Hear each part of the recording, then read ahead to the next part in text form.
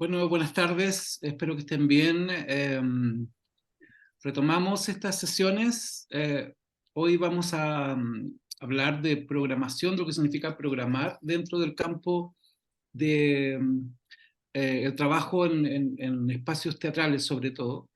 Pero antes de ello, me gustaría saber qué tal la experiencia de haber ido al teatro en las últimas semanas, si pudieron escribir textos, si alguien escribió alguna crítica, algún comentario, si alguien se inspiró.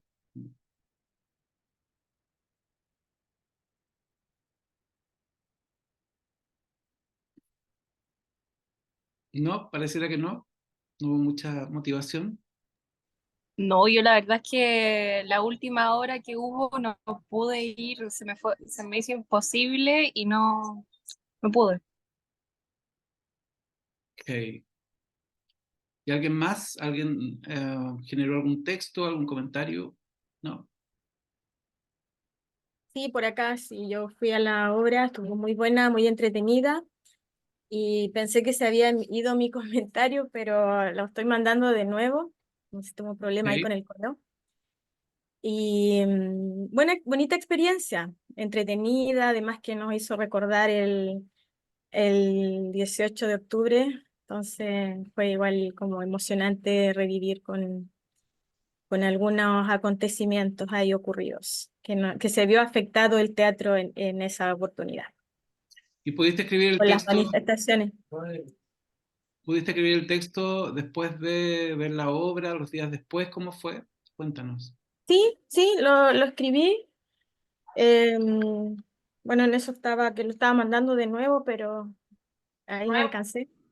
Em, eh, sí, lo que sí encontré como cortita la obra, me gustó, o sea, estaba muy entretenida y la encontré cortita, como la única crítica que le hago. Que como que fue gusto a poco, pero entretenida y escuchar las vivencias de la gente que estuvo ahí en ese día de, como había manifestaciones, marchas, también se dirigieron en esa oportunidad al teatro y la gente que estaba adentro del teatro se asustó mucho, tuvieron que evacuar y ahí contaban algunas vivencias de los actores y gente que estaba en esa oportunidad en el teatro. Ok. Pero para ti, más allá de la obra, más allá del tema de la obra, ¿cómo fue escribir el texto? ¿Cómo fue? ¿Te sirvió algún punto de vista? ¿Elegiste un punto de vista? ¿Cómo te organizaste para escribir el texto? Eh, bueno, de las emociones, em, en realidad lo veo como también como el proceso de la obra del proceso de la obra que se hizo, de la construcción del teatro. Entonces, fueron así como reflexiones y emociones de pensar en eso, de, em, de los recuerdos que uno tenía del teatro. Ok, Se escuchó también como entrevistas que le hacían a la gente en la calle y en una entrevista, alguna bien entretenida, otra gente que no, ni siquiera conocía, ni siquiera sabía que había un teatro. Entonces, como de esa conexión tuve con esa obra. ok. ¿Alguien más pudo escribir o tomó la decisión de escribir a partir de la obra que vieron? ¿No? Yo, Javier, Ok, sí, yo tengo mi borrador, yo estoy trabajando en él y lo que a mí más me llamó la atención, bueno, la obra en sí me llamó mucho la atención, pero me llamó mucho la atención la reacción de mi hijo. Tú conoces a Tomás, que él va conmigo a las actividades y finalmente eso, aparte de la contemplación que yo tenía con la misma obra, era lo que le estaba pasando a él con lo que estaba viendo.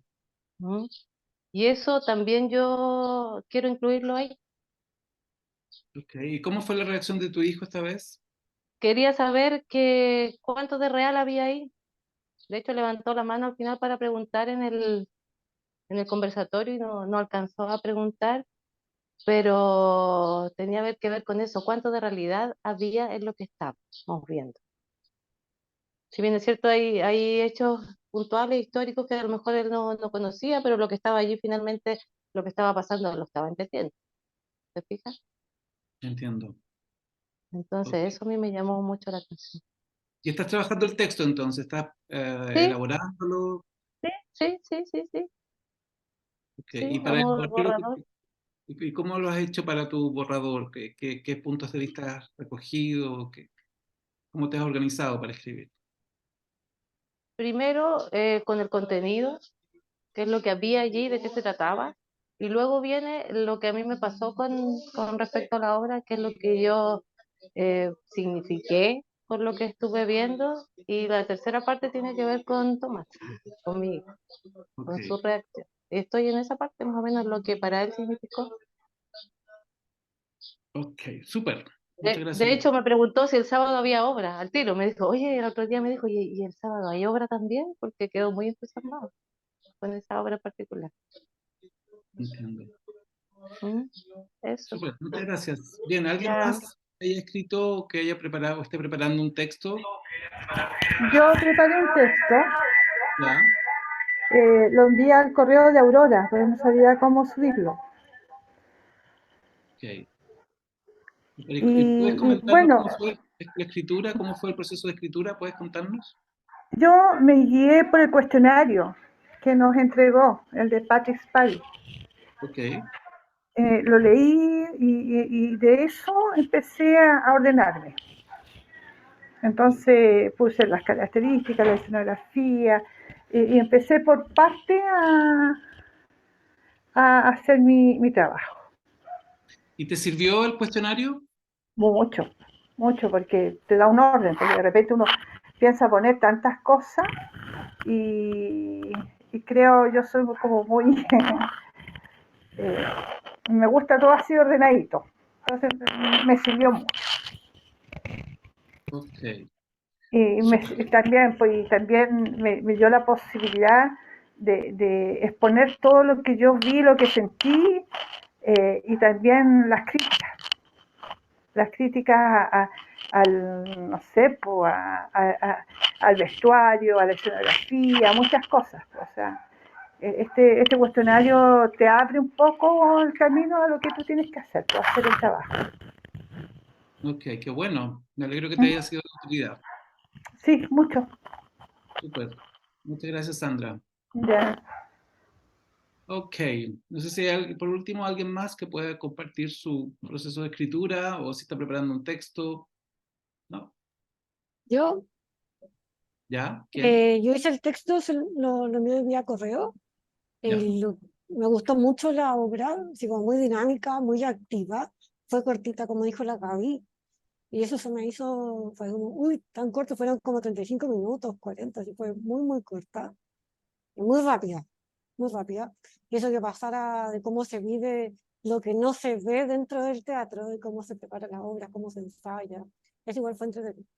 Y cómo la dirección trabaja eso de presionar y la voz y cómo actúan y todo eso fue entretenido. Ver esa parte, lo que no se ve en la puesta de escena final al público como espectadores. Lo que Sí. me pareció muy raro y no entendí mucho fue que al inicio las actrices y el actor empezaban a poner cajas en el escenario y hacer como un muro de cajas. Entonces empezaban a dar vueltas y no entiendo por qué lo hicieron, eso no me cuadró mucho, no se entendió, yo no lo entendí por lo menos, hacer un muro de cajas. Y esa parte fue muy larga, Ok, tomó tomó mucho tiempo de la obra y además que la obra fue corta. Pero todo lo ok. demás me gustó mucho cómo lo montaron, el cambio de escenas también dentro de la obra para mostrar cómo es el teatro, de lo que no se ve, cómo se trata la obra, fue muy, muy interesante y muy activo, muy dinámico. Entonces eso, pero la pared de cajas no me cuadró, no lo entendí y tomó mucho tiempo porque cada actriz y el actor iba poniendo una caja, salía de escena y volvía a entrar con una caja. Entonces Ujú. tomó mucho tiempo. ¿Y el proceso de escritura, cómo fue para ti? ¿Cómo te organizaste? ¿Te sirvieron los materiales? ¿Algún material en particular? Sí, el de la crítica. De la crítica usé, eso me gusta mucho. Sí, Ok, sí. sistema de la crítica también lo utilizo mucho en sociología, entonces me hace fácil también esa parte. Ok, súper. Gracias, Katina. Gracias.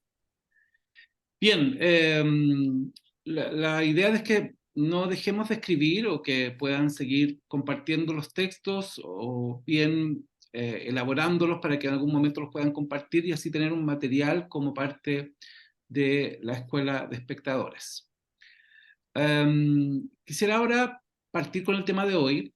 Hemos venido en las distintas sesiones abordando aspectos relativos a lo que diríamos es, por una parte, el proceso teatral, lo que significa la creación teatral, cómo podemos pensar la creación teatral, y también hemos venido abordando cuestiones que son relevantes para el espectador, ¿no? Muchas veces ya hemos establecido, ¿verdad?, que el diálogo que se da entre la creación, entre los montajes, entre la puesta en escena, tiene que ver con nuestra biografía, con nuestra memoria, con lo que nosotros sabemos, con lo que nosotros pensamos, más allá de lo que la obra nos proponga, ¿verdad? Tiene mucho que ver con la resonancia que las creaciones tienen en uno. ¿Y para qué sirven esta batería de herramientas? ¿Para qué sirve un cuestionario? Sirve básicamente para poder quizá conducir o sistematizar la reflexión, sistematizar el análisis. El cuestionario que yo les compartí, el cuestionario de Pavís, es un cuestionario que uno puede adaptarlo, ¿verdad? No todas las obras probablemente van a poder responder a lo que ese cuestionario plantea. No vamos a poder hacer siempre todas las preguntas, pero muchas de ellas nos van a ayudar a pensar o a preguntarnos cuestiones que quizás no son tan evidentes cuando vemos una obra. Por otra parte, yo siempre recomiendo que uno confíe en un primer momento, en un primer instante, en los sentidos o las sensaciones con los que uno porta, ¿no? Todos tenemos cierta forma de ver, todos tenemos cierta forma de mirar, todos tenemos ciertos énfasis en los cuales nos centramos, ¿verdad? En su momento vimos cómo hay quizá personas o formas de encarar una obra desde las sensaciones, o desde las emociones, o desde el análisis de pensamiento, o desde la intuición, ¿verdad? Son 4 formas de encarar la experiencia en definitiva. Y a medida que vamos viendo teatro, a medida que vamos viendo obras de teatro en este caso con mayor frecuencia, seguramente vamos conociéndonos a nosotros mismos, vamos entendiendo qué factores son relevantes, ¿no? Para algunas personas, por ejemplo, el texto es muy importante, ¿no? Y comprender es muy importante. Muchas personas es un problema si no entienden de qué está abordando o qué está planteando la obra, ¿no? Y hay que decir que no todas las obras hay que entenderlas, ¿no? No todas las obras son para entenderlas. No todas las creaciones necesitan ser contadas o no todas las obras las podemos traducir en un relato, ¿no? Vivimos en una sociedad que tiende a contar historias, ¿no? Que tiende a contar en el cotidiano, cuando hablamos de otras personas, cuando hablamos de lo que estamos haciendo o cuando vemos algo, tendemos a traducir eso en una narración, ¿no? Pero no todas las creaciones artísticas se piensan para ser narradas, ¿no? Y ese es un punto importante que tiene más que ver con el espectador que con la obra, ¿no? Hay espectadores o espectadoras que son más o están mejor predispuestos a dejarse llevar, más allá de lo que esto sea o no sea una historia, ¿no? Y habrá espectadores que estén más predispuestos a vivir o ponderar las sensaciones que la obra conlleva.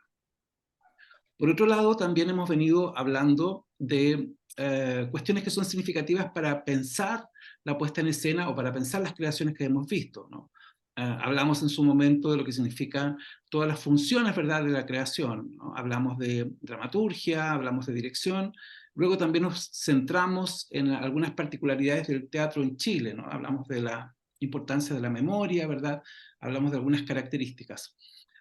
Y en la sesión anterior nos centramos específicamente en una variante de las artes escénicas que es la danza, ¿no? Vimos cómo dentro del campo de la danza también podemos identificar distintas corrientes, distintos estilos que nos ayudan a comprender, ¿no? Que nos ayudan quizá a tenerlo como un material de base para, si queremos elaborar un análisis, trabajar ese análisis. Pero siempre detrás de lo que vemos o detrás de una presentación hay alguien que ha tomado una decisión, la decisión de presentar, ¿no? La decisión de que esa obra llegue a una sala determinada, ¿no? Porque el proceso creativo normalmente está en manos de una compañía, en manos de un director, de un dramaturgo, de una dramaturga, pero el hecho de que una obra de teatro se presente en una sala, se presente en un espacio, se presente un día viernes, un día sábado en determinado lugar, tiene que ver con una decisión. Hay alguien que toma la decisión. Hay alguien que toma la decisión de programar esa obra, ¿no? Entonces, lo que vamos a hacer en esta sesión es una suerte de recorrido por lo que significa programar, por el origen de dónde viene la idea de programar, y pensaremos también, si tuviéramos que nosotros programar, qué consideraciones tener a la vista, ¿ok? Entonces, esta sesión va a estar dedicada puntualmente al oficio de programar. ¿Okay?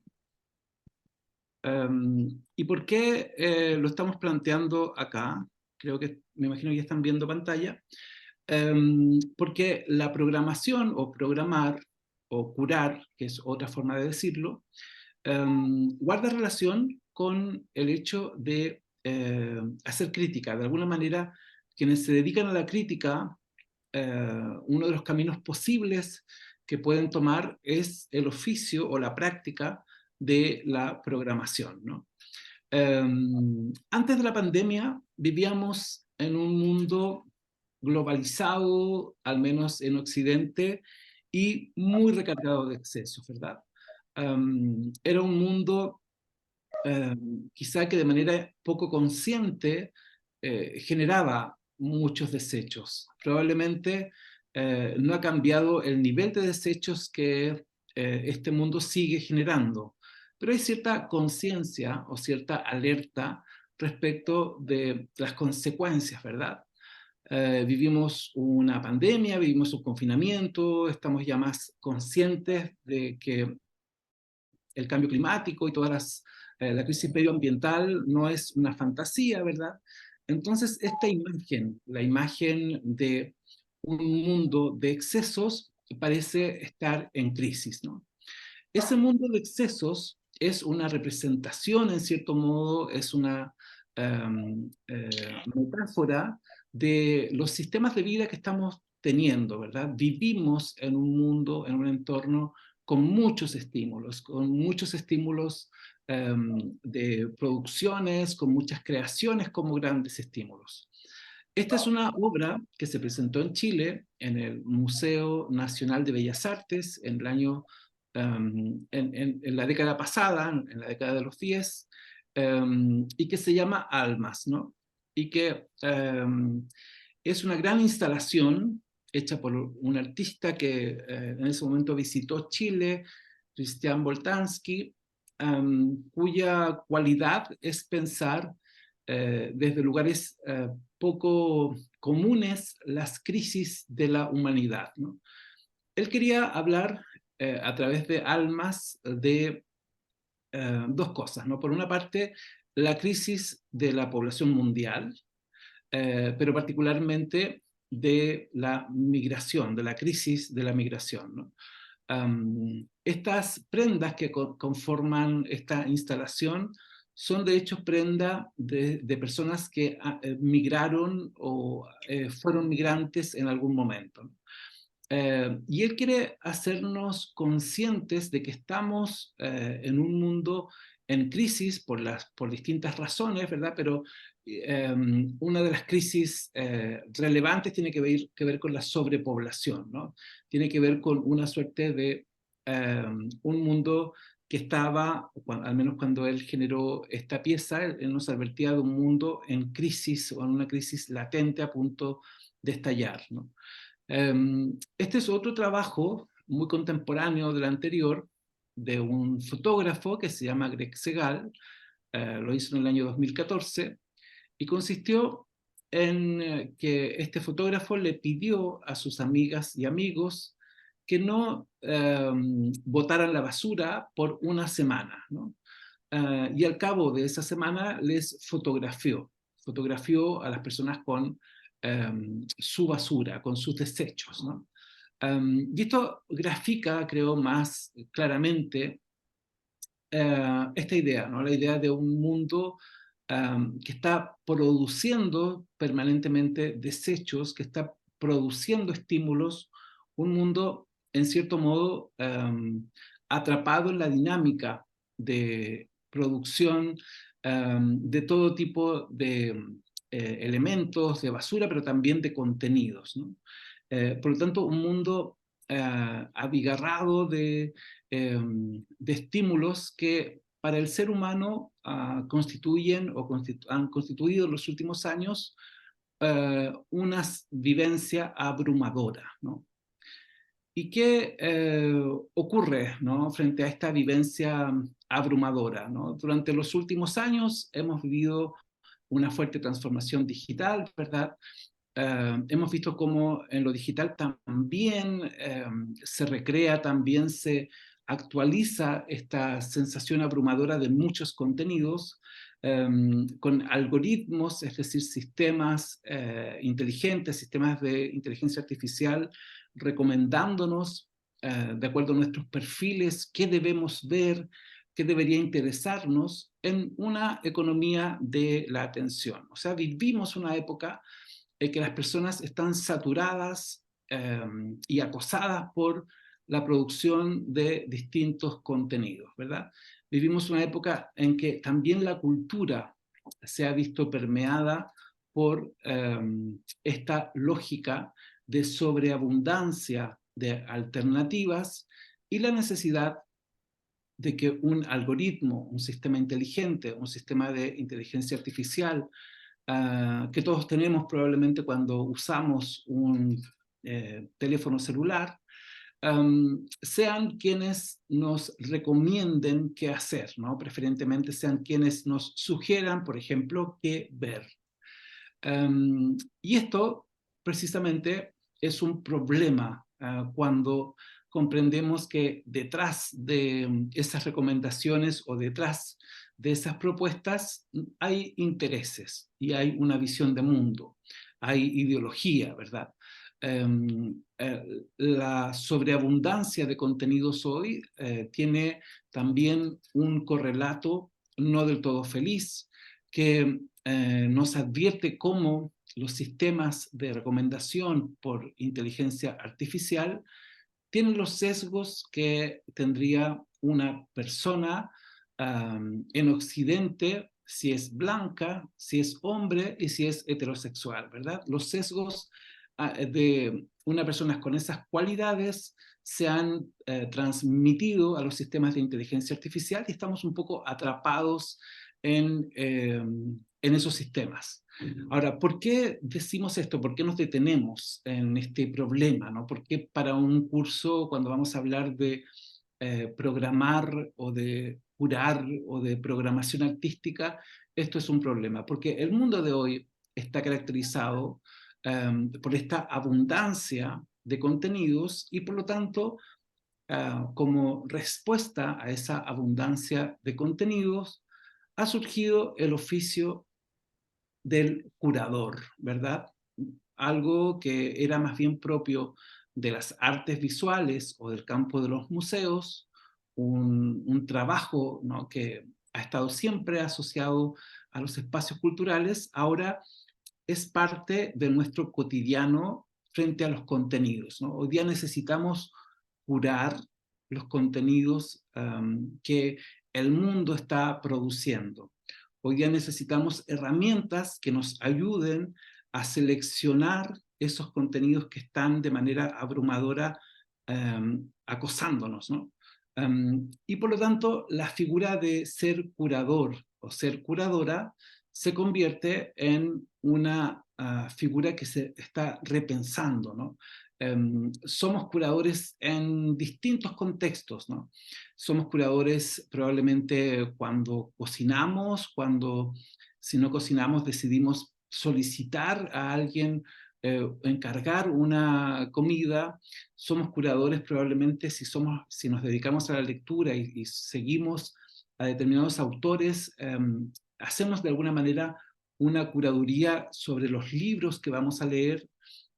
Somos curadores si tenemos probablemente afición por ver series en streaming, seguramente tenemos criterios, hay géneros que nos resultan más cercanos, quizá hay determinado tipo de actores o actrices que nos gustan más para ver, ¿verdad?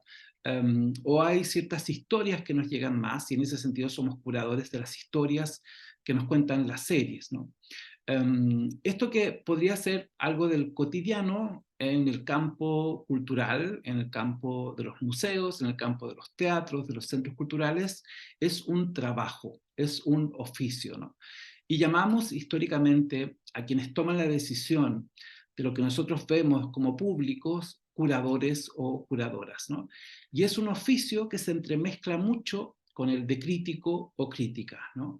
Esta fotografía, por ejemplo, corresponde a un jurado que está curando, ¿no? Que está decidiendo, que está votando en este caso, ¿no? El mundo de la entretención ha usado bastante esta figura con todos los programas de competencia por habilidades o por cualidades o por atributos artísticos, ¿verdad? Donde también aparecen algo así como críticos curadores, ¿no? Que deciden qué queda, qué se selecciona, ¿no? Pero cuando vivimos en el mundo web, cuando vivimos en el mundo de la producción de contenidos, si tenemos redes sociales, por ejemplo, Instagram, o lo que antes llamamos Twitter, o Facebook, o TikTok, seguramente hemos ido comprendiendo que hay quienes se dedican a ser curadores en esas redes, ¿no? Curadores en el sentido de que nos sugieren qué leer, que nos sugieren qué imagen apreciar o qué contenido profundizar, ¿verdad? El oficio entonces ya de la curaduría, el oficio del curador no se queda en un museo o en un centro artístico, sino que ha ido progresivamente tomándose el espacio de las redes sociales. Hoy se habla de los curadores de contenidos, por ejemplo, ¿no? Muchas personas están hoy día generando ingresos, trabajando como curadores de contenidos. Es un nuevo trabajo que apareció la década pasada conforme se fueron masificando las redes sociales. Y hoy existe curaduría en distintos ámbitos, ¿no?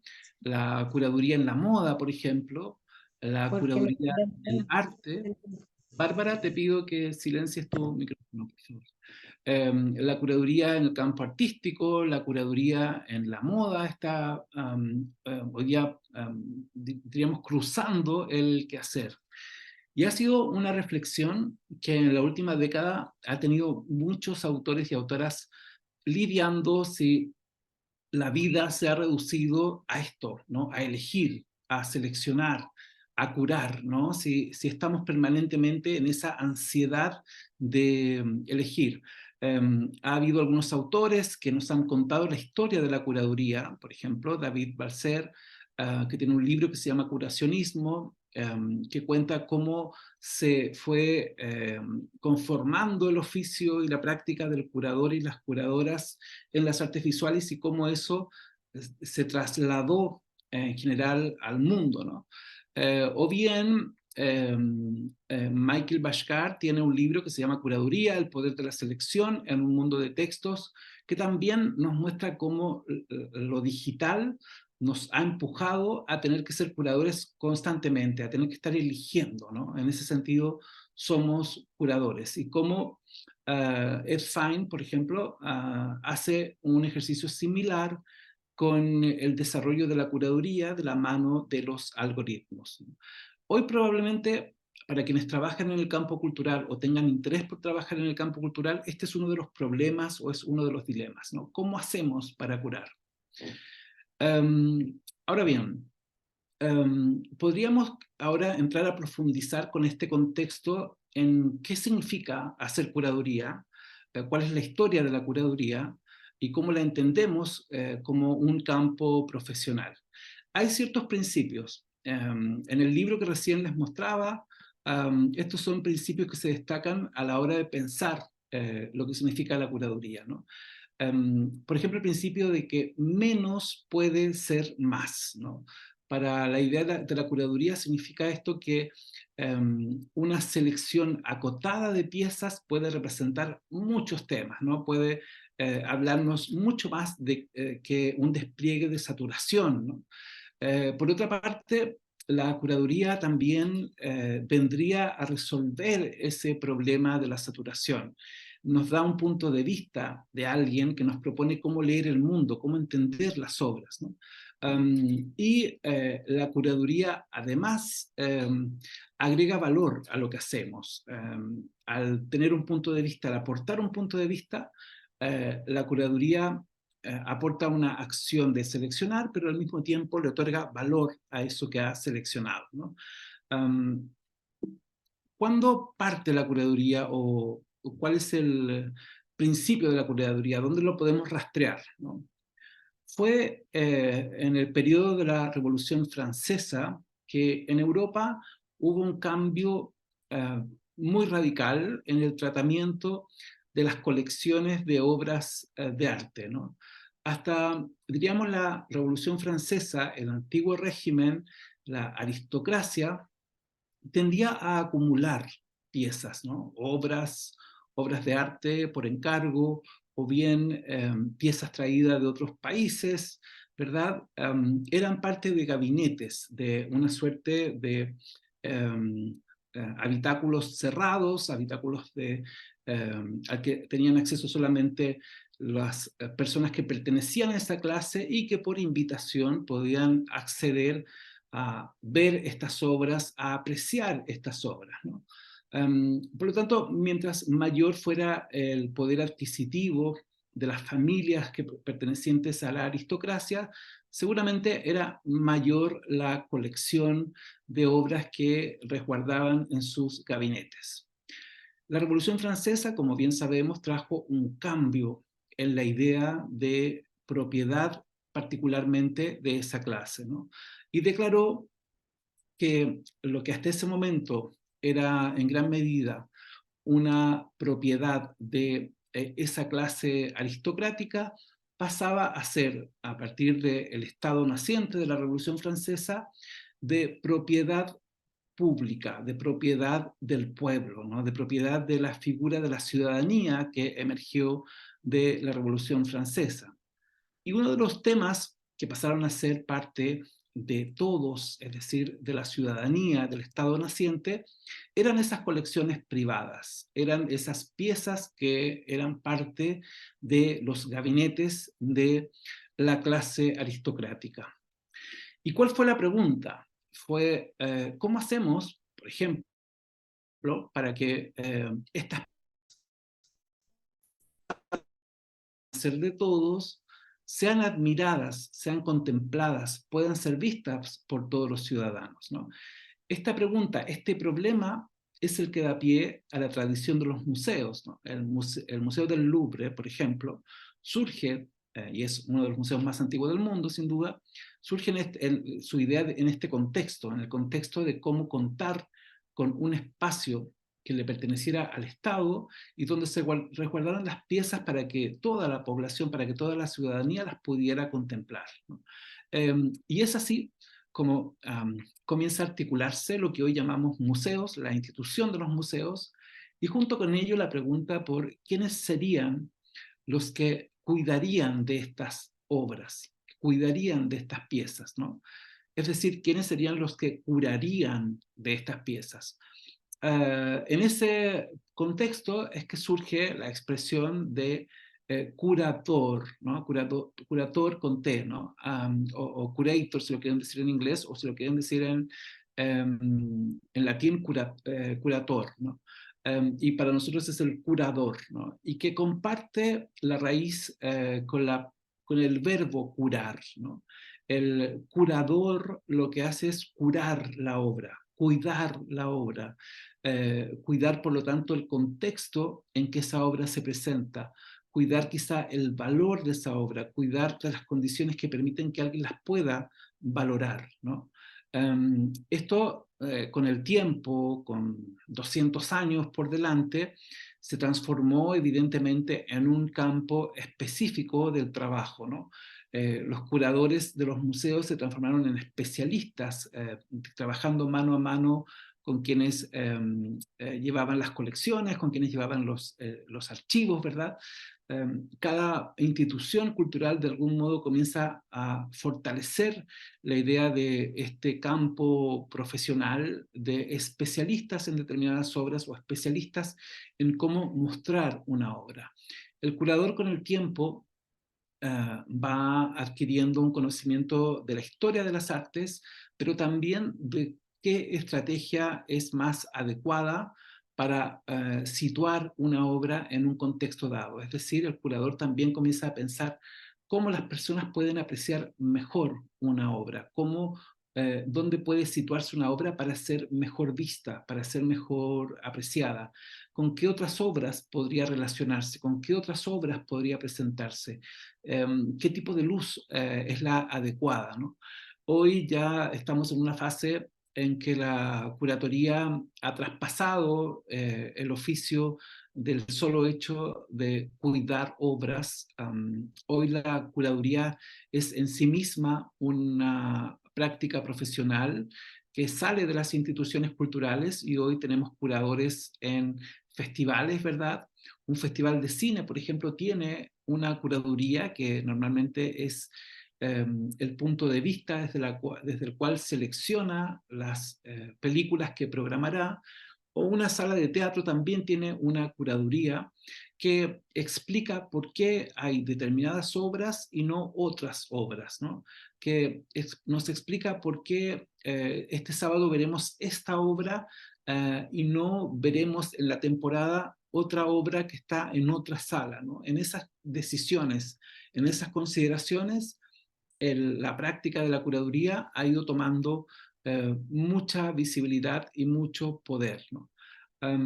Podríamos también afirmar, en términos más generales, que la curaduría se ha transformado en una práctica, ¿no? En una práctica que no solamente pasa por seleccionar obras, sino que ponerlas en escena, o sea, ponerlas en contexto, ¿no? Pero para esa puesta en escena, para poner en contexto esa obra, se ha necesitado de una reflexión, se ha necesitado de un análisis de cuál es el contexto, por qué es pertinente que esta obra esté acá, ¿no? Por qué es adecuado que esta obra esté en este espacio, en esta temporada, ¿no? Por ejemplo, si en Chile se dice que en el año 2023 se van a conmemorar los 50 años del golpe de Estado, ¿verdad? Ese interés de conmemoración es un paraguas, es una suerte de discurso desde el cual pueden generarse muchas curatorías, ¿no? Y así lo hemos visto este año. Distintos espacios han tenido una manera de llevar adelante esa conmemoración, ¿no? Y esa manera de llevar adelante la conmemoración tiene que ver con un enfoque curatorial, tiene que ver con que alguien, un comité, una persona, un profesional, una profesional, decide, ok, voy a trabajar este tema, pero lo voy a abordar desde este punto de vista. Puntos de vista posibles, por ejemplo, voy a trabajar con todos los testimonios de personas nacidas durante la dictadura, ¿no? Entre X años, y voy a explorar en cómo eran sus vidas, y las obras de teatro que voy a programar este año serán solamente obras testimoniales, ¿no? Que crucen esa temática. O bien otra persona podría decir, voy a trabajar con los elementos domésticos de las personas que les lleva a recordar cómo fue su vida durante la dictadura o en los años 70 antes del golpe de Estado, ¿no?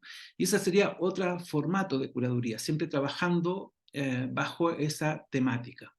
O podríamos tener una curaduría quizás centrada en el territorio o en el contexto en el que vivimos. Por ejemplo, una curaduría centrada aprovechando que visitamos la Feria de Ovalle, tomando la Feria de Ovalle como una temática inspiradora de una curaduría. Que quizá podríamos pensar un grupo de obras, obras de artes visuales, realizaciones audiovisuales, piezas de artes escénicas, que nos invitan a repensar el rol que ha tenido la feria el valor histórico, el valor cultural, ¿verdad? El rol dentro de la ciudad, el valor arquitectónico, todas esas dimensiones de valor que tiene ese espacio, pero visto desde el campo de las artes también, eso sería otra curaduría, ¿no? Por lo tanto, las curadurías van generando relatos, van generando narrativas, nos van contando sin decirlo algo a partir de cómo las obras se van reuniendo, se van poniendo en escena, ¿no? En el caso de un museo o de una sala de arte es más simple probablemente el ejercicio en el sentido de que lo entendemos con mayor simpleza. Es más claro que tenemos las obras reunidas, ¿no? Pero el curador nos propone un viaje, nos propone primero una obra antes que la pieza central, que probablemente esté en mitad del recorrido. Y ahí existe una narrativa, hay un viaje que el curador o la curadora nos propone, ¿verdad? En el caso de un festival de artes escénicas, quizá ese relato, esa narrativa está dada por la programación. ¿Cuándo se presenta determinada obra? ¿En qué sala y en qué horario? ¿No? Eso también arma una narrativa de programación. Boris Groys es un crítico de artes visuales, por cierto, y ha escrito, entre otras cosas, ya lo hemos citado en otro momento de estos talleres, ha escrito sobre el curador, ¿no? Sobre la figura del curador. Boris Groys es un crítico ruso-alemán, ha analizado mucho la vida de los museos, ¿verdad? Los públicos de los museos, lo que significa la inserción de las artes en un contexto digital. Y también ha escrito sobre cómo el curador de algún modo tiene que curar, tiene que sanar la obra. Y si lo pensamos así, dice él, que lo que hace el curador en el sentido de sanar la obra es que le ayuda a mostrarse a sí misma, le ayuda a curar la impotencia de la imagen. Esa es la expresión que usa, ¿no? Pero lo que nos está queriendo decir es que el curador es el que facilita que la obra sea vista, ¿no? Que la cura en el sentido de que permite que cumpla su destino o el propósito para el cual las obras suelen ser ideadas, que es para ser vistas, ¿no? Una obra por sí misma no resuelve ese problema, ¿no? Un óleo, un texto teatral por sí mismo no resuelve el problema de ser vista. Necesita que alguien le cure, ¿no? Necesita que alguien le ayude en ese sentido. Y por eso Boris Groys dice que el curador viene a hacer ese gesto, ¿no? Ese gesto de traer la obra, poner la obra, mostrar la obra. Hagamos entonces una síntesis de cuáles son los principios que guían el trabajo de la curaduría, teniendo presente que hoy día estamos en una fase en que la curaduría está más legitimada como campo. Hay muchas personas que se dedican a estudiar crítica y curaduría, sobre todo en las artes visuales. En el teatro o en las artes escénicas, la curaduría suele ser un seminario o suele ser un curso de posgrado o un taller de posgrado. Y muchas curadores o curadoras más bien se forman en la práctica, ¿no? Trabajando en festivales o trabajando en salas o en espacios y reflexionando justamente sobre las artes, ¿no? Lo central quizá de la curaduría tiene que ver con la selección, ¿no? Hay alguien que selecciona, ¿no? Hay alguien que tiene un criterio de selección, ¿no? Piensen que esto lo hacemos no solamente en el campo de las artes, como les decía, hoy la curaduría está instalada en nuestro cotidiano sin que nosotros lo reconozcamos, quizá que ese es el nombre que reciben. Pero lo esencial tiene que ver con la selección. El segundo principio tiene que ver con la organización, o sea, cómo dispongo las piezas, qué orden le doy, ¿no? Cuando ustedes quizá tienen 5 plantas, ¿no? Y las tienen que disponer en una habitación, en un departamento, en una habitación reducida, seguramente van a diseñar un orden, ¿no? ¿Qué es lo que hace el curador o la curadora cuando tiene que disponer de las obras en el tiempo, en el espacio, en el contexto en que se desarrolla su proyecto, ¿no? Y lo que va a ordenar y lo que va a disponer el curador o la curadora, entonces serán creaciones previamente seleccionadas. Entonces se requiere primero que todo un criterio de selección y luego un ejercicio de arreglo, orden u organización, ¿verdad?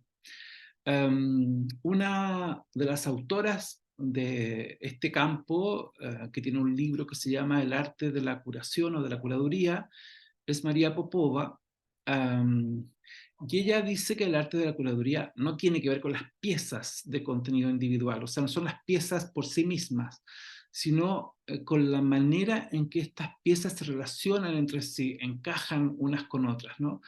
Y la narrativa, la historia que surge en el hecho de ponerlas una al lado de la otra, ¿no? Eso da pie a un contexto, eso da pie a una lectura, ¿no? Y esa lectura seguramente va a resonar en la cultura que las personas visitantes, por ejemplo, de un museo, de una sala de exhibición o de un ciclo de exhibición, hacen de esa propuesta, ¿no? Pero tan importante como la selección y tan importante como el orden en que se disponen las piezas, ¿verdad? Y la organización, es también tener un marco desde el cual impulsamos la lectura. O sea, el curador o la curadora necesita generar un marco de lectura. Por eso hay allí un cruce con la crítica, ¿no? El crítico o la crítica tiene herramientas de análisis, ¿verdad? Normalmente el crítico o la crítica ha estudiado o conoce bastante de la historia de la disciplina artística, pero el curador no solamente va a requerir de tener esas herramientas de análisis y tener la capacidad de leer desde la perspectiva histórica las piezas que está proponiendo, sino que requiere también generar un marco de contexto. Y esto nos lleva a una particularidad del curador, y esa particularidad tiene que ver con que es capaz de leer más allá del campo artístico.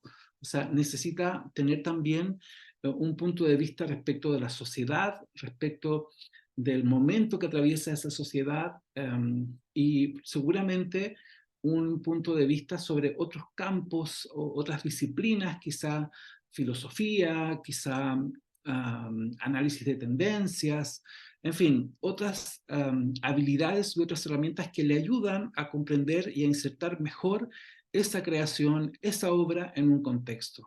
Entonces, hacer curaduría no es solamente decir, esta obra estará en este lugar en tal fecha, ¿no? O estará dispuesta junto a otra obra para construir un relato, sino que también es leer el contexto, o sea, tener la capacidad de lectura del contexto. La curaduría puede, además, dirigirse a distintos énfasis, puede tomar distintos caminos, ¿no? Puede haber una curaduría, por ejemplo, que solo se enfoque en las creaciones, que lo que le importe sean únicamente poner en valor creaciones, ¿no? Y hablar siempre de obra, ¿no? Puede haber otra curaduría que se enfoque más en los públicos, que le importen los públicos por sobre la obra, es decir, que se centre en la capacidad de articular proyectos en función de quiénes serán los públicos de ese proyecto en un determinado contexto. O bien habrá una curaduría que se enfoque más a la disciplina artística. Por ejemplo, una curaduría que solamente le interesan las artes visuales o las artes teatrales, las artes escénicas. En cambio, habrá otra curaduría que se enfocará en la visión del experto, es decir, que realza la visión de quien es curador, ¿no? Estos son puntos de vista o caminos que la curaduría puede tomar, ¿no? En el campo de las artes escénicas hay mucha discusión, especialmente cuando se ha venido pensando en la crisis social, en el desplome de muchos de los paradigmas del capitalismo en Europa, los contextos de desigualdad en América Latina, ¿verdad? Todos esos han sido insumos, preguntas que han llevado a, por ejemplo, a publicar publicaciones o seminarios de discusión de cuál es la curaduría pertinente, relevante para el tiempo que vivimos, ¿no? Y en ese sentido, el mundillo de los curadores, el mundo en que los curadores se suelen encontrar, suele ser un mundo en que se está discutiendo permanentemente sobre cómo las obras se sitúan en un contexto dado, y cómo aparecen nuevos lenguajes, nuevas propuestas artísticas para complejizar ese contexto, ¿no? En gran medida, la aparición de nuevos creadores, de nuevos lenguajes, la circulación de esos nuevos lenguajes se lo debemos al trabajo de curadores, personas que se han dedicado a ver, a asistir a salas de teatro que quizá no tienen mucha connotación pública, pero donde está ocurriendo algo interesante, ¿no? El curador en ese sentido es alguien también que explora, que investiga, que indaga las nuevas ideas o las nuevas corrientes artísticas que están emergiendo, y como tal, como curador o curadora, facilita que circulen, ¿no? Facilita que comiencen a circular. Esto está en el límite en el caso de las artes visuales con el mercado, ¿verdad? Si ustedes miran lo que ocurre en las artes visuales y el rol que allí cumplen los curadores, podrán comprobar que la figura del curador o de la curadora en muchos contextos, especialmente por ejemplo, en las ferias de arte, en los mercados de las artes, es una opinión que puede definir el valor al alza o a la baja de la obra de un artista o la carrera de un artista, ¿no? Cuando uno entra ya al campo específico de las artes visuales, comienza a reconocer entonces cuáles son las opiniones, las voces que van señalando tendencias, y esas son normalmente curadores o curadoras que hacen este ejercicio, ¿no? Indagar, investigar, encontrar nuevos lenguajes, hacer algo que es lo que en términos de dinámica hacen, por ejemplo, las casas de moda cuando presentan cuáles serán los diseños que primarán en la próxima temporada, ¿verdad? Allí, en esas casas de moda, también hay un curador o una curadora que normalmente es el director o la persona que está detrás de esa casa de modas, que ha elegido a determinados diseñadores, determinadas piezas, y las ha puesto en valor en un desfile, ¿verdad? Y ese desfile ha marcado tendencia, y eso es lo que, por un juego de medios, en fin, de un montón de factores, termina replicándose, ¿no? Termina traduciéndose en una tendencia. El curador en artes escénicas no tiene probablemente ese nivel de influjo, no va a definir que las personas gusten por una u otra obra, pero sí seguramente va a contribuir a descubrir una pieza, ¿no? Ahora bien, hagamos la diferencia entre lo que significa ser curador y ser programador, o ser curadora y ser programadora, ¿no? En las artes escénicas es más usual, sobre todo en los teatros, en los centros culturales, que en lugar de usar la palabra curador o curadora, se usa la palabra programador o programadora, ¿no? ¿Cuál es la diferencia entre un punto y otro?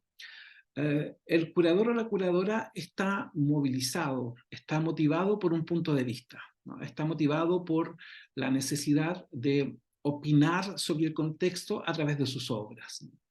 En cambio, el programador o programadora más bien gestiona un espacio, un calendario, una temporada, y va eligiendo, ¿no? Va disponiendo en ese contexto de los contenidos que allí se presentarán. El programador no necesariamente tiene una visión curatorial, es decir, el programador no necesariamente tiene un punto de vista o una narración o un relato que quiere construir, ¿no? El programador más bien, sobre todo estamos siempre hablando de artes escénicas, toma decisiones de gestión que permiten que algo se realice, se programe en un momento dado, ¿no? Pero tanto el curador como el programador están de alguna manera administrando lo que se llama la caja negra, ¿no? La caja negra desde la cual toman decisiones, ¿no? Un autor catalán, Luis Bonet, ¿verdad?, escribió un artículo justamente sobre la caja negra del programador, en que piensa, nos propone toda una reflexión crítica sobre desde dónde los programadores o curadores toman decisiones, ¿no? ¿Por qué escribió este texto? Un texto crítico. Porque en España muchas de las decisiones de inversión en las artes escénicas las hacen programadores o curadores que están administrando un presupuesto público.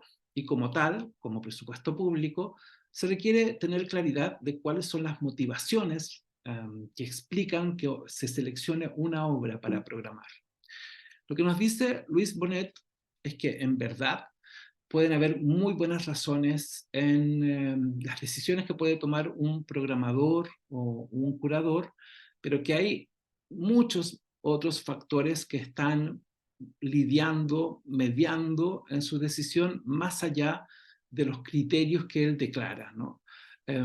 Y él nos muestra esa caja negra, ¿no? Que esa caja negra está construida a partir de la ideología, de la visión de mundo que el programador o programadora tiene, ¿no?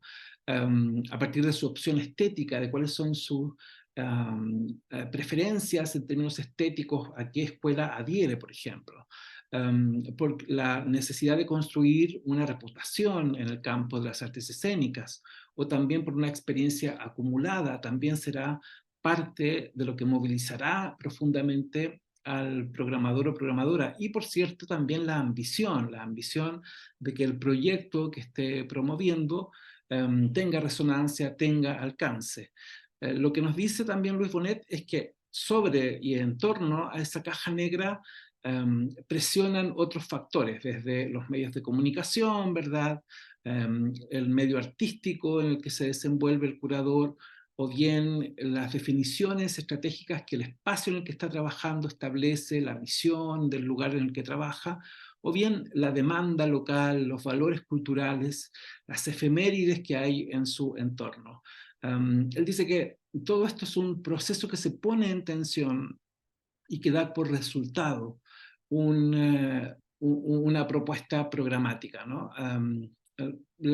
Este artículo, que tiene por lo menos 10 años, sigue teniendo resonancia, pero se ha sumado otro factor, que es el factor que mencionábamos al inicio de esta sesión, que son los algoritmos, ¿no? Probablemente hoy un curador, programador, tiende a funcionar como un algoritmo, y un algoritmo lo que busca sobre todo es resonancia, ¿no? Cómo lograr mayor alcance.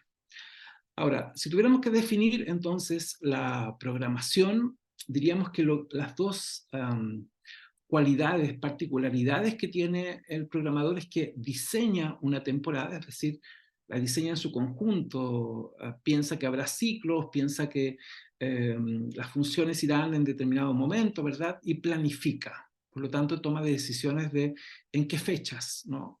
Determinada obra se presentará, ¿no? El curador quizá trabaje con el programador, ¿no? Si estamos en un medio donde hay muchos profesionales y hay muchos recursos donde se pueda encargar proyectos, quizá un programador puede encargarle, por ejemplo, la programación de otoño a un curador. Y entonces este año tenemos de invitados como parte de nuestra programación, la visión que determinada curadora o curador nos aporta durante el otoño, ¿no? El Teatro Municipal de Ovalle lo que ha hecho de algún modo con su proyecto de programación ciudadana, o sea, del Comité de Programación Ciudadana, ¿verdad? Es tratar de hacer este ejercicio, ¿verdad? El teatro tiene una línea programática, tiene una propuesta programática, y lo que hace el Comité de Programación Ciudadana es dentro de ese año, dentro de esa temporada anual, ¿verdad? Proponer X cantidad de títulos con un enfoque curatorial, ¿no? Y ese enfoque curatorial seguramente tiene que ver con lo que los miembros de ese comité piensan que es pertinente para el público local, en función de que conocen la ciudad o conocen la historia local o conocen cuáles son los públicos que de manera más recurrente están yendo al espacio, ¿no? La programación artística, en cambio, que está en la sala, ¿verdad? Está dirigiendo la sala, tendrá que responder al propósito de la sala. En este caso, el propósito es desarrollar públicos, entonces el trabajo de la sala apunta hacia allá. Seguramente responde también a una visión estratégica, a un proyecto artístico, a la planificación, y por cierto, la manera en que es recibida esta programación o estos contenidos, o sea, cómo se genera opinión en un entorno, ¿no? Porque podríamos decir que de algún modo programar significa generar conversaciones entre los públicos, generar conversaciones entre las personas, o sea, contribuir a que surjan temáticas, a que se generen diálogos en torno a determinados tópicos o determinados puntos de vista, ¿verdad? Programar es impulsar esas conversaciones.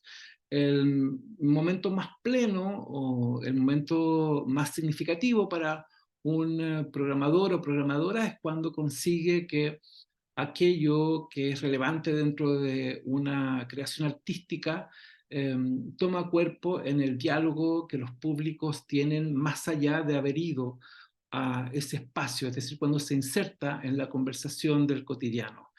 Esto no siempre se logra, normalmente se alcanza con obras que tienen mucha relevancia, que tienen mucho impacto, que tienen mucho interés, ¿no?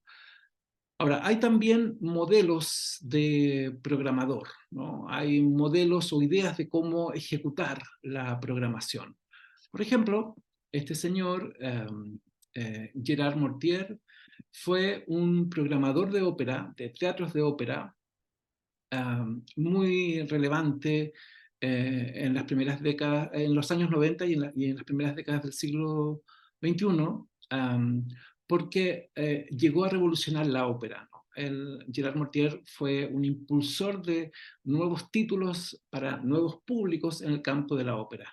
Y él pensaba que el programador tenía que ser una suerte de dramaturgo, o sea, tenía que insertar lo que era su programación anual, la temporada anual de un teatro de ópera, en la ciudad, ¿no? En la geografía de la ciudad, en el diseño de recorrido de la ciudad, en la arquitectura definida por el entorno de los teatros de ópera. Y Gerard Mortier en ese sentido trascendió y probablemente es el único caso que existe de un programador que aun cuando había fallecido seguía programando, ¿no? ¿Por qué? Porque tuvo un contrato con el Teatro Real de Madrid en el que se aseguró que él dejaría una programación de 5 años que no se alteraría y que se ejecutaría, ¿no? Él no sabía, ni el teatro tampoco, al momento de firmar este contrato, que él padecía de un cáncer, ¿verdad? Falleció a los 2 años de haber firmado ese contrato, pero el contrato estaba vigente y el teatro lo respetó. Por lo tanto, él es el único caso de un programador, podríamos decir, que post-mortem siguió programando un espacio artístico. Y es interesante como caso, él logró que se llevara a la ópera algunos textos, algunas novelas contemporáneas, ¿verdad? Que se renovaran las temáticas, fue bastante, podríamos decir, rupturista para lo conservador que es el medio de la ópera, en las temáticas que llegó a promover en las producciones, ¿no? También podríamos pensar, si ustedes, por ejemplo, se dedican al mundo de la programación, que necesariamente quienes trabajan en este campo van tomando un estilo, van tomando un enfoque, ¿no? Habrá el programador organizador, es decir, su principal misión, su principal trabajo es estructurar y diseñar la temporada de un centro cultural, de un espacio, ¿no? Su foco está puesto entonces en organizar los contenidos. Estará el programador descubridor, cuyo principal motivación es encontrar nuevos lenguajes, es probablemente encontrar nuevas agrupaciones artísticas, nuevos creadores, creadoras, y darles a conocer, ¿no? Su foco entonces del programador o programadora descubridor o descubridora pasa por allí, por encontrar nuevos talentos, podríamos decirlo así. Está también el perfil del educador, del programador o programadora educador, ¿no? Que busca más bien poner en contexto los contenidos para que aprendamos, ¿no? Impulsa el aprendizaje. está el programador o programadora cuyo énfasis está puesto en la narración, el narrador, ¿no? Donde lo que se busca es construir un relato, ¿no? Y decirnos que esta temporada, este será el tema, hablaremos de esto, este será el discurso que se instalará o que pondremos en valor durante los próximos meses. Está también el programador provocador, ¿no? Que normalmente es alguien que busca ser o caracterizarse por una mirada disruptiva respecto del contexto, proponiendo temáticas o proponiendo formatos, lenguajes que no son los esperados para esa organización o para el contexto en el que se encuentra trabajando. Estará el programador ensayista, que fundamentalmente busca proponernos preguntas e invitarnos a participar de esas preguntas y ensayar respuestas colectivamente.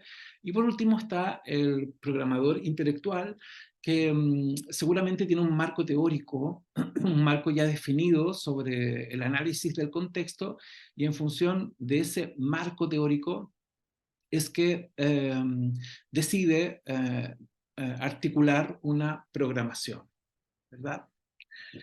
Hay algunos testimonios de críticos teatrales o espectadores de teatro profesional o espectadores profesionales de teatro que devinieron históricamente en programadores o curadores. Uno de ellos, y que creo que es el caso más importante a nivel de América Latina, es Kai Staiff. Él fue el director del Teatro San Martín de Buenos Aires por 30 años. Es probablemente el teatro, diría, épico, de referencia, especialmente para Sudamérica, desde los años 40 en adelante, ¿verdad? Kai Staiff lo que hizo fue lograr que su trabajo trascendiera en sus momentos a los regímenes políticos, ¿no? Él trabajó en los años 70, en los años 80, en los 90, en el 2000, hasta avanzados los 2000, en esa responsabilidad. Y partió siendo un crítico de teatro, ¿no? Y luego de ser crítico de teatro se dedicó fundamentalmente a ser también productor teatral, programador, y se convirtió en director del Teatro San Martín, ¿no? Una de sus legados, una de sus frases, una de sus entrevistas decía esto, ¿no? Sigo creyendo que hay revoluciones posibles, quizá más modestas, pero igualmente importantes. Una buena obra le puede cambiar la vida a alguien. Y cuando uno habla con críticos, con creadores en Buenos Aires de hoy día, la mayoría recuerda que su formación estuvo ligada al trabajo de este señor a través de las obras que programó en el principal teatro público de Buenos Aires.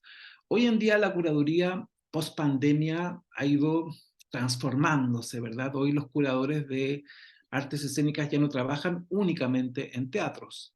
Después de la pandemia, con la revaloración que hubo de especialmente el medio ambiente o la conexión con el presente, comenzaron a aparecer algunos experimentos como este, hecho en Boston, que facilita o que invita a curadores y críticos de artes escénicas a curar una experiencia en el jardín, ¿no? El jardín se convierte en el objeto de curaduría. Las personas hacen una curaduría de lo que se va a presentar, ¿no? Normalmente en este caso han sido conciertos, han sido lecturas de piezas, pero en esa selección hay un sentido, hay una curaduría, ¿no? Con el propósito de lograr la conexión del público con el presente, ¿no? De vivir de otro modo. La inteligencia artificial está invadiéndolo todo, también el campo de la curaduría, ¿verdad? Este es un aviso sobre asistentes virtuales en Chile, un aviso que salió hace un par de años, y los curadores también están bajo amenaza.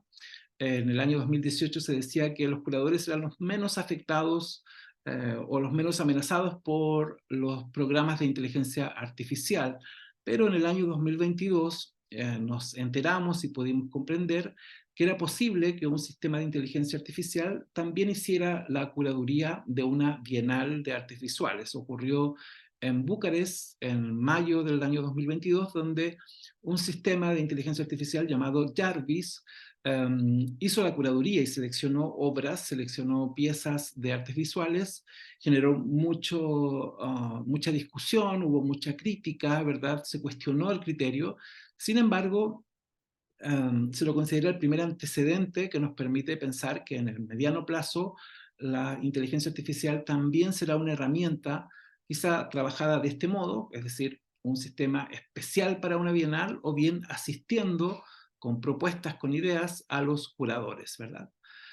O bien la inteligencia artificial ya está siendo usada para escribir obras de teatro y seguramente esto va a abrir la puerta para cómo integrar la inteligencia artificial en la selección de obras escritas o no por sistemas inteligentes mecánicos. Quizá a futuro las curadurías pasen también por cómo se resguarda la tradición teatral, la tradición de los oficios teatrales, ¿verdad? Y eso sea un campo específico de la curaduría. Por último, pensemos en los temas que las curadurías de festivales de artes escénicas o de grandes teatros o de centros artísticos han venido delineando post pandemia, ¿no? ¿Cuáles son los ejes curatoriales que después de la pandemia se han venido promoviendo, se han venido planteando? La memoria vuelve a ser un gran tema, ¿no? Particularmente la memoria respecto de los eventos vividos durante la pandemia, durante el confinamiento, ¿no? Ahí hay un material que se ha trabajado en muchos contextos, ¿no? Los temas de identidad y género han aparecido como ejes también de selección de obras, de curadurías, también han caracterizado el mapa de producción de obras y es un eje cada vez más relevante, por lo menos en los últimos 2 años de festivales. Todo el campo de las utopías, retrotopías o distopías que tiene que ver con lo que esperamos del futuro, con las fantasías que tenemos del futuro, se han convertido cada vez más en una temática creciente, es decir, cada vez hay más ejercicios curatoriales, ejercicios de programación que toman estos temas como un eje de selección de obras. Y hay festivales distópicos, festivales que nos muestran mundos posibles, ¿verdad? La otra temática, pero más bien quizá con un enfoque de la curaduría intelectual, como veíamos como ejemplo, está en el colonialismo, ¿no? Como un trabajo que muchos espacios, especialmente de artes escénicas en Europa, han venido relevando en el sentido de demostrarnos cuánto hemos sido colonizados en los lenguajes, en las formas de pensar, en las formas de crear, ¿no?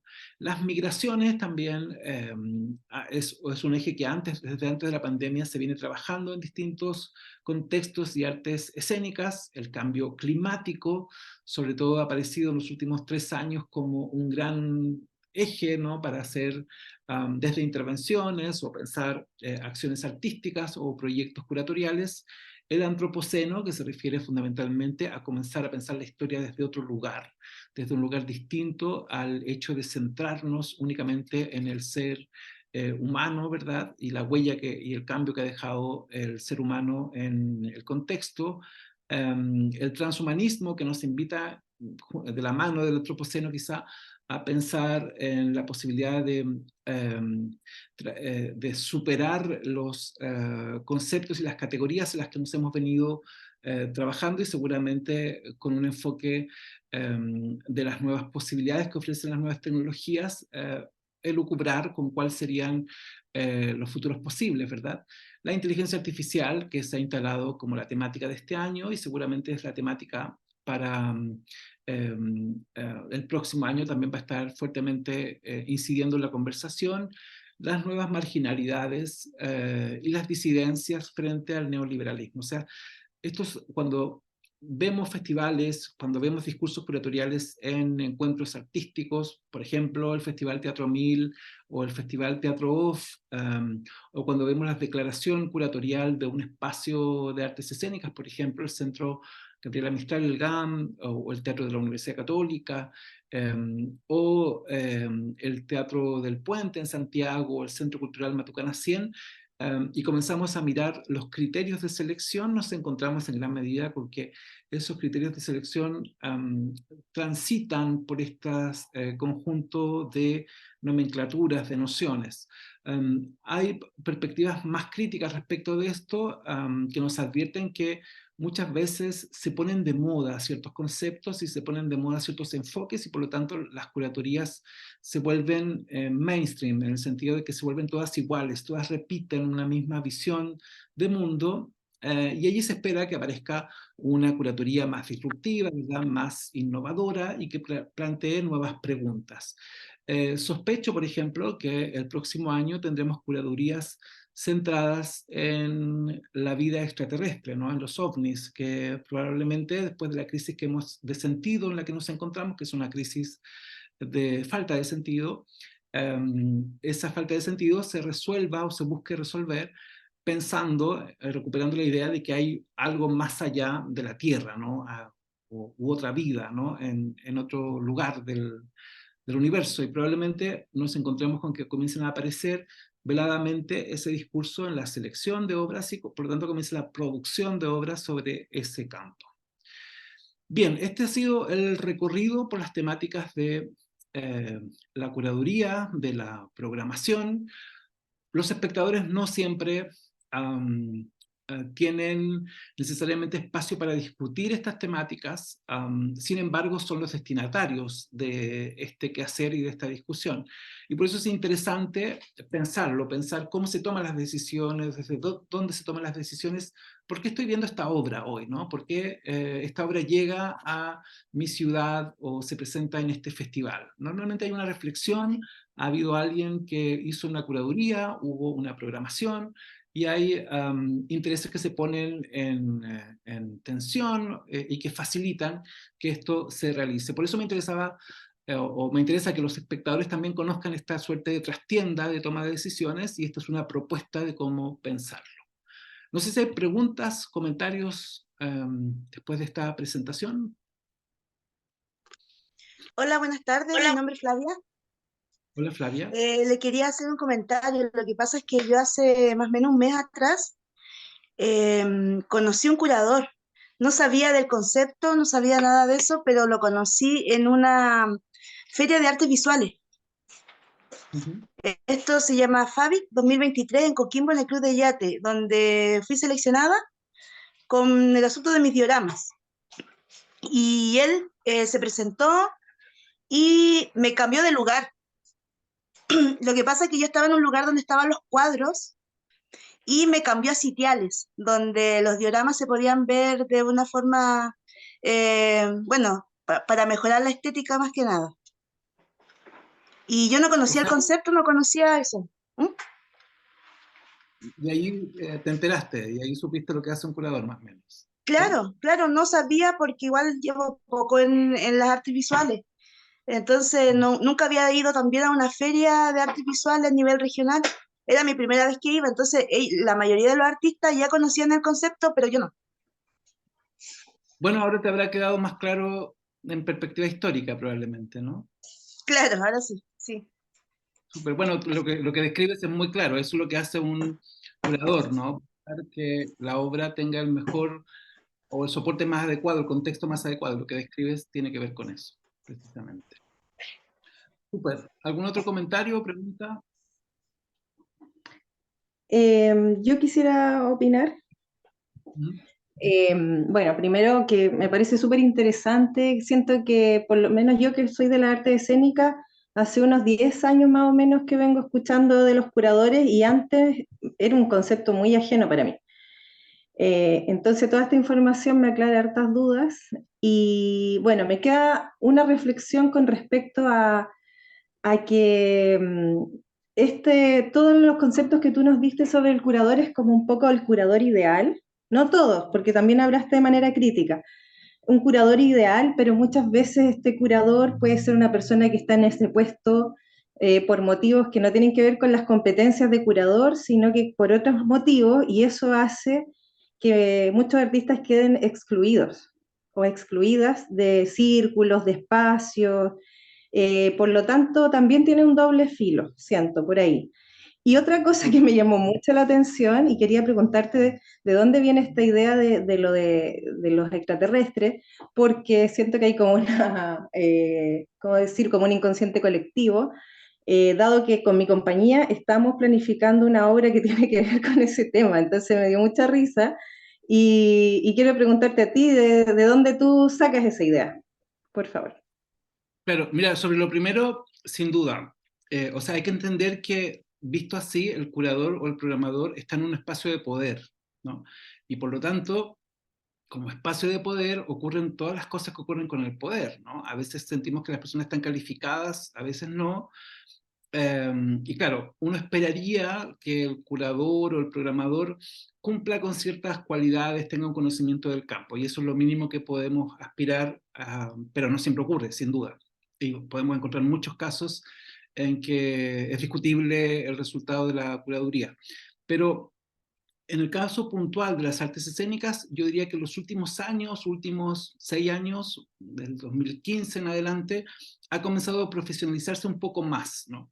Hoy día es difícil que alguien de artes escénicas diga voy a estudiar curaduría, porque no encontraría dónde estudiar. Podría ser, sí, alguien de artes visuales sí puede tener dónde estudiar un magíster de curaduría, ¿no? Eso sí existe, pero en artes escénicas no, ¿no? En artes escénicas puede haber un curso de programación dentro de gestión cultural, pero todavía no se ha instalado esa formación, quizá está pendiente elaborarla, ¿no?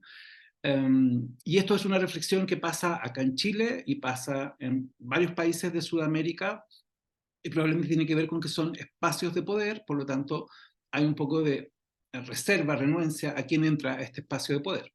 Ahora, sobre lo segundo, yo lo de los ovnis lo vengo viendo desde el año pasado, ¿no?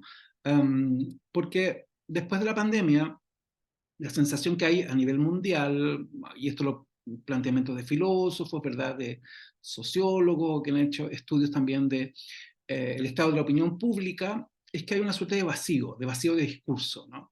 El trauma que generó la muerte de muchas personas en pandemia, muchos duelos que no se hicieron, y toda la tensión que vivimos por la amenaza de muerte, de estar expuestos, genera un trauma que no se ha elaborado del todo, ¿no? Pero el principal síntoma de eso tiene que ver con un vacío, con un vacío de sentido, con una falta de sentido.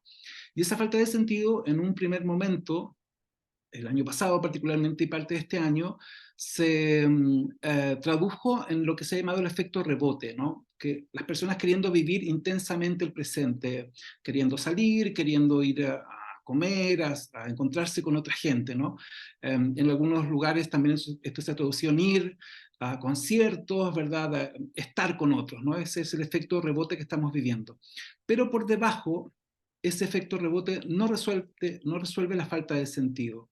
Y entonces ha aparecido, y ha aparecido fuera de Chile, y ha comenzado a aparecer en Chile, esta idea de mirar, de ficcionar, de elucubrar, ¿no?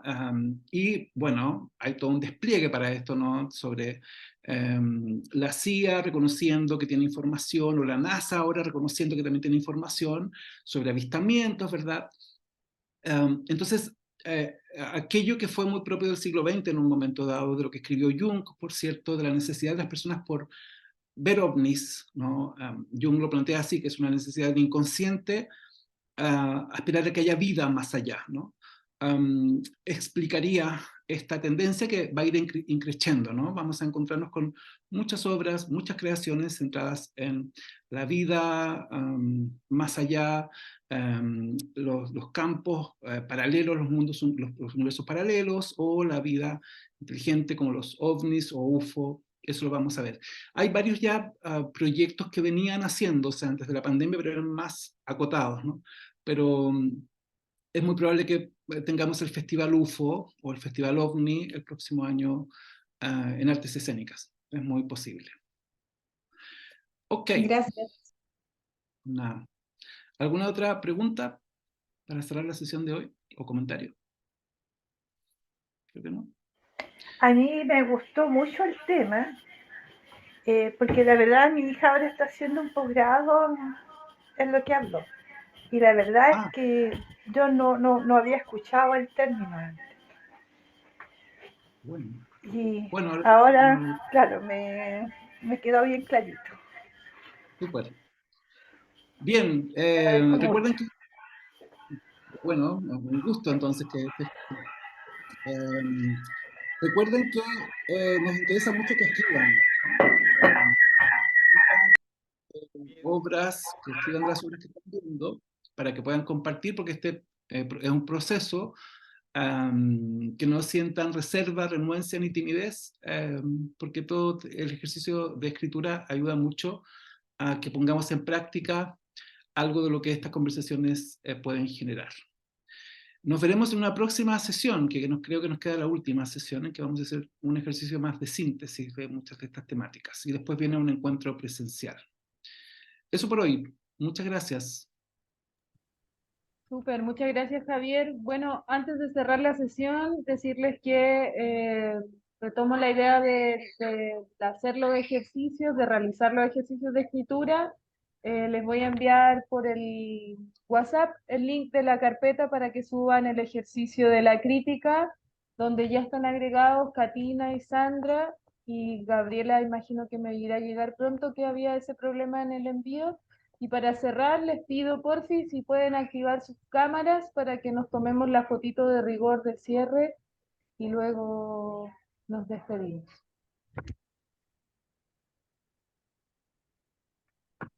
Ya,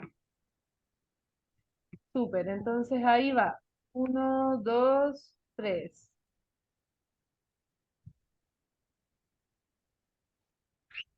Súper. Muchas gracias Javier nuevamente a todas y todos por haberse conectado. Nos vemos pronto. Que estén bien. Chau, chau. Muchas gracias, nos Chao, vemos. chao.